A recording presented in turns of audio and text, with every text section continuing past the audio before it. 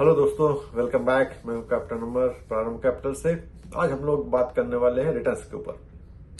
Different kind of asset class, different kind of investment में हम लोग जब इन्वेस्ट करते हैं, सर्टेन टाइम के बाद हम उसको सेल करते हैं, कुछ पैसा मिलता है, प्रॉफिट लॉस, प्रॉफिट होता है तो कितना प्रॉफिट हुआ और उस पर रिटर्न कितना जनरेट हुआ। There are different kind of methods to calculate different kind of return, different type of investment. और ये मेथड्स सिर्फ आप ही नहीं यूज कर सकते हैं, बहुत सारे प्रोफेशनल्स इंस्टीट्यूशन भी इसी मेथड को यूज करते हैं to calculate their returns of portfolio. और या म्यूचुअल फंड इंडस्ट्री भी ऐसे इस टाइप के इन्वेस्टमेंट को फॉर्मूलास को यूज करती है। सपोज आपने एक प्रॉपर्टी खरीदी या आपने शेयर्स खरीदे, आपने गोल्ड खरीदा, 50 लाख खरीदा, एक करोड़ का बिक गया, 100% का रिटर्न आया।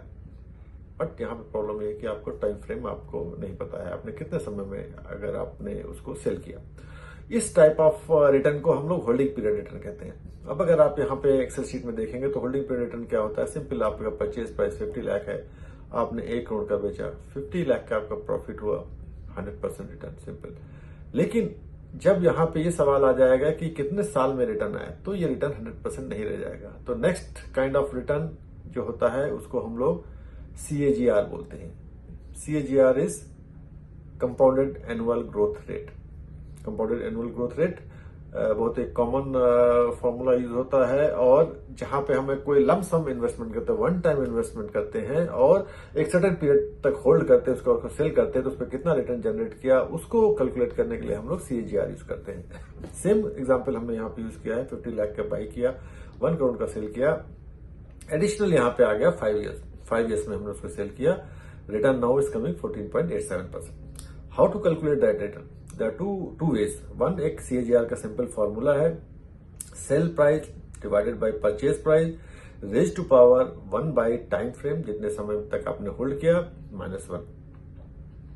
इसी को अगर आप यहाँ पे उसी फॉर्मूले से कैलकुलेटेड है, आप ऊपर देखोगे, इसको हम लोग यहाँ फिर से कैलकुलेट करके देखते हैं।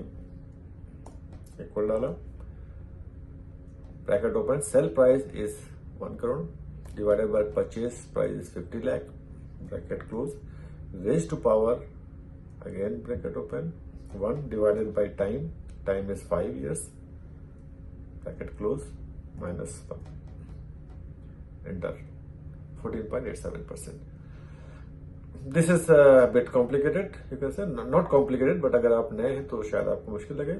एक सिंपल सोल्यूशन, अगर आप एक्सेल आपकी अच्छी तो आप एक्सेल में भी यूज कर सकते हैं। सिंपल कंसेप्ट, जो ये फॉर्मूला है ये एक्सेल का है, इसको हम लोग यहाँ देखते हैं। Equal to rate is the function of the Excel formula, rate calculate करने के लिए। इसमें जो आप फॉर्मूला जो आएगा, this is use to calculate the various function of the time value of money. उसमें आपको डीप में जाने की जरूरत नहीं है। यहाँ पे हम लोग एक एक फैक्टर देखते हैं, क्या फैक्टर हमको इस फॉर्मूले में डालना है। एन पर इज द पीरियड, कितने साल तक आपने पैसा इन्वेस्ट किया, इन्वेस्टेड टाइम होराइजन जो है आपका यहाँ पे कितना है, एन पर 5 ईयर्स है, 5 ईयर्स तक हमने इन्वेस्ट किया था। Next is PMT is a periodic payment. अगर कोई इन्वेस्टमेंट आप कर रहे हो जहां पे पीरियोडिक पेमेंट करो, एवरी ईयर आप पे कर रहे हो या एवरी मंथ आप पे कर रहे हो, वहां पे PMT यूज होता है। यहाँ पे हमने एक लम सम इन्वेस्ट किया है, तो इसलिए PMT की वैल्यू 0 होगी, 0 डाल दिया। प्रेजेंट वैल्यू जो होती है, जो हमने इन्वेस्ट किया amount, initial amount, purchase price जो होता है, उसको PV बोलते हैं, प्रेजेंट वैल्यू। और जब जो भी पैसा हम इन्वेस्ट करते हैं तो हमारा पैसा हमारी जेब से बाहर जा रहा है, कैश आउटफ्लो हो रहा है, तो कैश आउटफ्लो को हमेशा हम लोग यहाँ पे नेगेटिव में यूज करते हैं, बिकॉज पैसा हमारी जेब से बाहर जा रहा है, तो नेगेटिव। एंड हमने जो इन्वेस्ट किया वो 50 lakh, comma future value, FV is the future value. Future value इतनी हमारी सेल प्राइस है, जितने पे हमने बेचा, जितने पे हमें रियलाइज हुआ गेन, वो हमारा 1 करोड़ है, तो हमने वो वैल्यू डाल दी, ब्रैकेट क्लोज, 14.87। सिंपल। तो दो मेथड्स हैं जिससे आप कोई भी यूज कर सकते हो to calculate the value. Lump sum investment के लिए है for certain time of period, जो भी हो 5 साल। आप यहाँ पे देखोगे कि 5 साल की बजाय अगर आप इसको 10 साल कर दोगे, इसी द वैल्यू चेंजेस 7.8%, क्योंकि टाइम फ्रेम आपका बढ़ गया। फॉर सेम 50 लाख को जो आपने 1 करोड़ में बेचा वो, बट 5 साल में आपने 10 साल तक होल्ड किया, तो ऑब्वियसली आपका रेट ऑफ रिटर्न कम हो जाएगा। लेकिन इसको आप 3 साल कर दोगे, आपका रिटर्न बढ़ जाएगा, क्योंकि आपका होल्डिंग पीरियड कम था और पैसा आपका डबल हो गया, 26% आपका रिटर्न आ गया। Rule of 72 also, 72 divided by 3 years, 26% return आपको मिल गया। नाउ ये आपका एक लमसम इन्वेस्टमेंट था। नाउ सपोज अगर आप कहीं पे इन्वेस्ट कर रहे हो जहां पे periodic inflow and outflow of cash है, इन द सेंस कि जहां पे आप मंथली आप कहीं पे जमा कर रहे हो, एनुअल जमा कर रहे हो, बहुत सारे ऐसे इंस्ट्रूमेंट होते हैं। Insurance is one such policy जहां पे बहुत सारे ऐसी आपको पॉलिसीज मिलती हैं जहां पे बीच में आपको पैसा भी मिल रहा है, यानी आपको पैसा मिला, कुछ कुछ पैसा आपने जमा किया। सो वो सारे calculation, but the timing is fix. Every 1st January of the year और every 1st January of the month आप पैसा जमा कर रहे हो। देन एवरी 10 साल आपने जमा किया, 5 साल के बाद आपको कुछ पैसा मिला, फिर 7 साल में मिला, कुछ 15 साल में मिला, 20 साल पे एक मेच्योरिटी अमाउंट मिली। So there variable cash inflow and outflow, going in and going out. और उसके बाद आपको एक सर्टेन टाइम के बाद एक मेच्योरिटी अमाउंट भी मिलता है, वट। सो वो सारे कैश फ्लो को कैसे आप कैलकुलेट करते हो, उसके लिए हम लोग जो मेथड यूज करते हैं that is called internal rate of return, IRR। IRR हम कैसे कैलकुलेट करते हैं, वेरी सिंपल फॉर्मूला इसका भी है। ये थोड़ी लंबी टेबल है, हम लोग इसको यूज करेंगे। बाय द वे, जो मैंने ये कैलकुलेशन यहाँ पे आपको दिखाया, एक रियल टाइम कैलकुलेशन, कोई एक इन्वेस्टमेंट प्रोडक्ट था, मैं नाम नहीं लूंगा, बट जिसमें ये प्रपोजल दिया गया था। आप इस मेरे कर्सर को प्लीज फॉलो कीजिए। यहाँ पे दिया गया था कि आप 1st ईयर से लेकर के 12 ईयर्स तक आप एक सर्टेन अमाउंट जमा करेंगे, 1 लाख रुपए साल तक, राइट। तो कैश आउटफ्लो हो रहा है, आप जमा कर रहे हो तो माइनस साइन आ गया, आप देख रहे हो यहाँ पे। 12 साल तक आपने जमा किया, राइट, 12 लाख रुपए आपके हो गए। फिर आपको 21st ईयर से 1 लाख रुपए हर साल मिलने लगेगा। तो 8 ईयर्स तक आपको कुछ भी पैसा नहीं मिला, जीरो हो गया। ना आप जमा कर रहे हो ना आपको पैसा मिल रहा है, पैसा जीरो हो गया। देन 21st ईयर्स ऑनवर्ड्स आपको टिल 71 ईयर्स तक आपको 1 लाख रुपए कंटिन्यूअस मिलता जाएगा। So this is the total cash inflow outflow. ये सारे कैश इनफ्लो आउटफ्लो आप ऐसे डाल दोगे, जो आउटफ्लो हो रहा है वो माइनस में, जो इनफ्लो हो रहा है वो प्लस में हो रहा है। इन बिटवीन हो सकता है कि आपने 1 लाख रुपए जमा किया, 50 रुपए आपको वापस भी आया, तो एवरेज आपका 50,000 हो गया, तो माइनस 50,000 हो जाएगा। या आपने जमा किया 1 लाख, आपको मिला 2 लाख, तो आपका प्लस 1 लाख हो जाएगा उस पर्टिकुलर ईयर में। तो यहाँ पे आप देख रहे हो कोई टाइम नंबर ऑफ ईयर्स लिखा हुआ है, बट कोई पर्टिकुलर डेट या कोई मंथ नहीं है। तो एवरी ईयर एक फिक्स ड्यूरेशन पे आपका ये कैश इनफ्लो आउटफ्लो हो रहा है। अब आप इस पूरे कैलकुलेशन के एंड में आप देखोगे यहाँ पे एक कैलकुलेशन दिया हुआ है 4.16% का रिटर्न। तो इस पूरे कैलकुलेशन में जिसमें आप देखोगे कि आपने जमा किया 12 लाख, 21 ईयर ऑनवर्ड्स आपको जो है पैसा मिलना शुरू किया। कितना मिला आपको एट द एंड? आपको मिला 51 लाख। सो लुक्स गुड कि आपने 12 लाख जमा किया, 51 लाख आपको रिटर्न मिला for long time. But actually इसका आप जब रिटर्न कैलकुलेट करोगे तो इस कमिंग ओनली 4.16% रिटर्न है। क्या फॉर्मूला है इसका? IRR, simple formula. आप देखिए, IRR आप डालेंगे, ब्रैकेट क्लोज कर लेंगे, सारी वैल्यूज आप यहां से सेलेक्ट करेंगे, यहां से लेकर के यहां तक लास्ट तक, और आपको रिटर्न मिल जाएगा विद परसेंटेज। आप इसको फिर से आप यहां पे कैलकुलेट करके देख सकते हैं। IRR ब्रैकेट ओपन, वैल्यूज आपको कहां से डालनी है, स्टार्टिंग से यहां से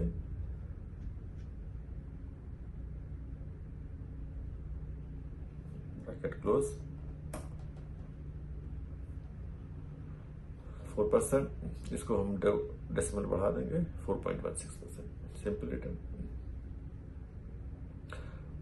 नाउ यहां पे आपको 12 लाख आपने जमा किया, 51 लाख आपको मिला। नाउ यहां पे आप इसको कैसे यूज करते हैं? अगर आपको कोई इस तरह की स्कीम आपको बता रहा है कि ऐसे ऐसा आपको करोगे, आपने कैलकुलेट किया रिटर्न, आपको 4.16% मिला, जो कि FD से भी कम रिटर्न है। नाउ अगर आप कोई इन्वेस्टमेंट करते हो, जैसे SIP करते हो म्यूचुअल फंड में, जहां पर कि 1 लाख रुपए अबाउट 8333 रुपीज पर मंथ आता है। तो अगर आप 1 लाख रुपए साल में ना जमा करके आप 8,333 रुपीज आप मंथली जमा करते हो, is coming to same 1 lakh rupees. उसमें एक बहुत ही कंजर्वेटिव रिटर्न अगर आप कंसिडर करते हो 10% का, तो 10% का रिटर्न 12 साल तक अगर आप जमा करते हो तो टोटल इन्वेस्टमेंट आप 12 लाख ही हुआ, जो कि यहाँ पर आप जमा कर रहे हो। But how much value you are getting? 22,52,000 at the end of 12 year.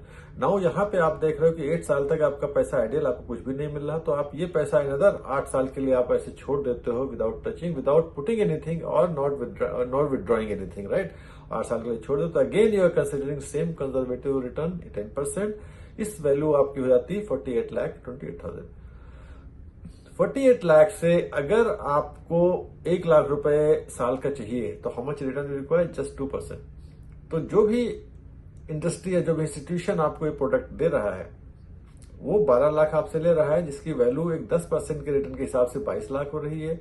फिर 8 लाख वो उसको और होल्ड कर रहा है, 8 साल और होल्ड कर रहा है। 8 साल के बाद उसकी वैल्यू 48 लाख हो रही है। उसके बाद से वो 1 लाख रुपए आपको देना शुरू कर रहा है। तो 48 लाख आपके पास कॉर्पस है, जिससे कि आपको 1 लाख रुपए किसी को हर साल देना है।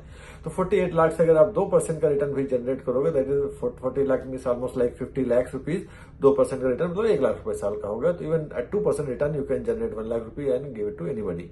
And you can imagine, like even FD is considering 7% return. अगर देखोगे 50 लाख पे 7%, 3.5 लाख रुपीज हो रहा है। 1 लाख रुपए आप किसी को दे दोगे, 2.5 लाख रुपए आपका हो गया। As simple as that. ठीक है, ये कैलकुलेशन आप यूज कर सकते हो। कोई भी प्रोडक्ट आपको बेचने आए तो आप उसको देख सकते हो कि whether it is worth in buying और नॉट। नाउ इस कैलकुलेशन में क्या प्रॉब्लम है कि यहाँ पे एग्जैक्ट डेट टाइम नहीं है। यू आर कंसिडरिंग कि जो भी इन्वेस्टमेंट आपका जा रहा है या जो इन्वेस्टमेंट या पैसा आपका रहा है, इससे fix date of a month और a year. Now suppose there is variable dates and variable amount.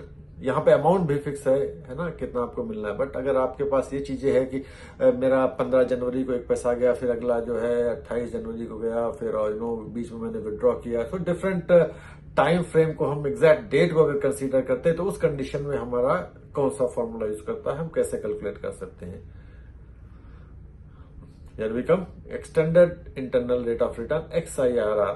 XIRR आपने सुना होगा, म्यूचुअल फंड के इन्वेस्टमेंट के रिटर्न जो है इसी तरह से जनरेट होते हैं, क्योंकि उसमें म्यूचुअल फंड पूरी इंडस्ट्री जो है इसी को यूज करती है। क्योंकि एक AMC जो होती है, एसेट मैनेजमेंट कंपनी, जिसमें कि डेली का डेली बहुत सारा SIP का पैसा आ रहा है, बल्क का पैसा आ रहा है, और at the same time daily का डेली वो रिडीम भी कर रहे हैं। कुछ इन्वेस्टर पैसा निकाल रहे हैं तो पैसा उनको देना भी पड़ता है। Every day there cash in flow, cash out flow.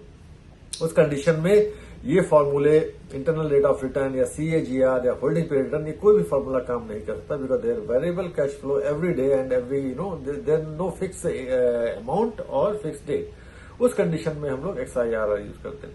XIRR में क्या है, आप डेट आपने डाल दी, एग्जैक्ट डेट, जिस डेट को आपको पैसा गया, इन्वेस्टमेंट कितना आप इन्वेस्ट कर रहे हो, रिडम्पशन अगर आप किसी साल कोई भी पैसा आप अगर विड्रॉ कर रहे हो तो वो आ गया। ये फॉर्मूला यहाँ पे है कि आपने जो विड्रॉ किया, जो आपने डाला, वो फाइनल वैल्यू क्या आई। अगेन जैसे मैंने कहा था कि कैश आउटफ्लो जो होता है वो निगेटिव में होता है, तो हमने यहाँ पे 2000 इन्वेस्ट किया था, तो ये कैश आउटफ्लो यहाँ पे -2000 आ गया। यहाँ पे आप डेट्स देखोगे तो यहाँ पे SIP चल रही 25 नवंबर से 25 दिसंबर, 25 जनवरी, एवरी डेट को चल रही कंटिन्यूस। बट यहाँ पे आकर के ब्रेक हो रही है। 25 जुलाई 24 को हुई, उसके बाद इस क्लाइंट ने बंद किया due to some reason. Then उसके बाद फिर 25 जनवरी 25 को ही वो चालू किया, तो बीच में उसका ब्रेक रहा। तो even this time frame is also considered into the calculation, because 6 महीने कुछ भी कैश इनफ्लो आउटफ्लो नहीं रहा। यहां तक उसने 25 फरवरी तक जमा किया, फिर 1 मार्च को उसने पैसा विड्रॉ कर लिया। पूरा पैसा जो पैसा विड्रॉ हुआ वो 51,842। इवन अगर उसने विड्रॉ नहीं किया, बट इस समय अगर उसने अपनी वैल्यू चेक की फंड की, तो उसको पता चला कि 50 जो आप पेमेंट्स आते हैं उसमें वैल्यू दी होती है, 52,842 आपकी वैल्यू है। नाउ यू वांट टू सी कि मैं 2000 रुपए हर महीने जमा कर रहा हूं पिछले 1 साल से, और इतनी मेरी value, how much is the return. Normally आपका स्टेटमेंट में भी रहता है, but even here also you can calculate. तो उसके लिए जो है एक सिंपल फॉर्मूला होता है। इसमें एक चीज इंपॉर्टेंट ये रखनी है आपको कि डेट का जो फॉर्मेट है वो सेम होना चाहिए, 25-November-22 ऐसा ही होना चाहिए। फॉर्मेट अगर चेंज होगा तो गड़बड़ हो जाएगी। अगेन फॉर्मूला सिंपल, जो इसका नाम है वही इसका formula, XIRR, extended internal rate of return. इसमें हम दोनों चीजें वैल्यू ले रहे हैं, एक डेट को भी ले रहे हैं और फिगर को भी ले रहे हैं। अगर हम यहां पे इसको कैलकुलेट करके देखें तो XIRR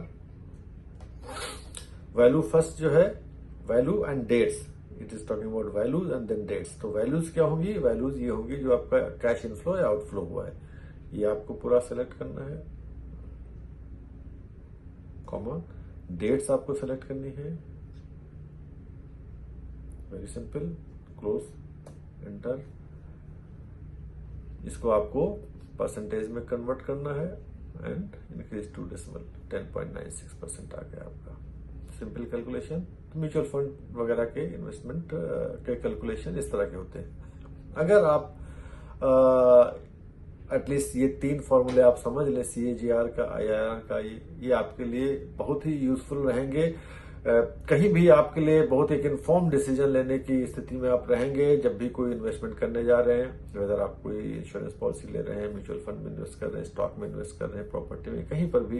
and if you are expecting any कि इतना मेरा अप्रिशिएशन होगा for certain time of year, मैं इतने के सेल कर सकता हूँ, you can immediately calculate. In fact जो इंटरनल रेट ऑफ रिटर्न है, this formulas are being used by a lot of businesses also when they are trying to put a factory or a plant or any business proposal. They normally do basis estimated cash outflow and inflow. अगर वो factory setup करने में 3 साल लग रहे हैं तो 3 साल में वो दे पुट कैश आउटफ्लो कि हमें 3 साल में कितना कितना पैसा मेरा बाहर जाएगा, I mean I have to spend to set up the business, and then after 3rd year I will start receiving the cash flow, इतना इतना मिलेगा अगले 10 साल तक। तो 13 ईयर्स का पूरा कैश फ्लो लेकर के दे फाइंड आउट कि how much return they are going to get, and basis that return they decide कि ये बिजनेस मेरे लिए वायबल है कि नहीं। सिमिलरली अगर कोई प्रोडक्ट आपको ऐसा मिल रहा है तो आप भी इस तरह से कैलकुलेट कर सकते हैं कि वो प्रोडक्ट क्या, उसका जो रिटर्न है वो सफिशिएंट है कि नहीं। Remember that risk free premium और इक्विटी रिस्क प्रीमियम, उसको जरूर आप याद रखिए कि